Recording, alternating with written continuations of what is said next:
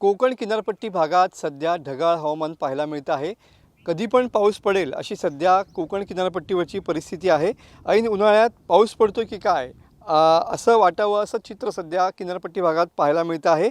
काळ्या ढगांची दाटीवाटी सध्या किनारपट्टी भागात पाहायला मिळते आहे आणि हवामान विभागानं देखील पुढच्या 24 तासामध्ये या ठिकाणी कोकणात अवकाळी पाऊस पडेल असा इशारा हवामान खात्याने दिलेला पाहायला मिळतोय.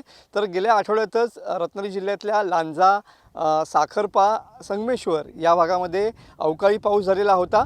मेघगर्जनेसह गारपिटीसह या ठिकाणी पाऊस झालेला होता आणि तोच अंदाज यावेळेला सुद्धा हवामान खात्याने दिलेला पाहायला मिळतोय आणि त्यामुळं आंबा बागायतदारांची धाकधूक या ठिकाणी वाढलेली आहे. कारण पहिल्यांदाच या हंगामात पहिल्यापासूनच उत्पादन जे आहे ते अवघे 8 ते 10% एवढंच आहे. अशा परिस्थितीमध्ये हा अवकाळी पाऊस पुन्हा एकदा पावसाच्या उत्पादनावरती या ठिकाणी मोठा आघात करू शकतो आणि त्याचमुळं सध्या आंबा बागायतदार देखील धास्तावलेले पाहायला मिळत आहेत. मात्र सध्या किनारपट्टी भागात या ठिकाणी अवकाळी ढगांची छाया या ठिकाणी दाटीवाटीनं आलेली पाहायला मिळते. कारण किनारपट्टी भागात तुम्ही बघू शकता की हा सगळा अरबी समुद्राचा पट्टा आहे आणि याच भागामध्ये सध्या काळ्या ढगांची दाटीवाटी पाहायला मिळते. खरं तर एप्रिल महिन्यामध्ये या ठिकाणी कडक उन्हाळा असतो, मात्र सध्या पूर्णपणे मळभ या ठिकाणी पाहायला मिळतं आहे आणि पुढचे 2 ते 3 दिवस अशाच पद्धतीनं किनारपट्टी भागात हे अवकाळी ढगांची दाटीवाटी या ठिकाणी पाहायला मिळणार आहे. त्यामुळं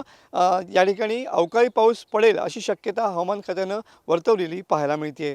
कॅमेरामन समित गजनेसह मनोज डेले, TV9 मराठी, रत्नागिरी.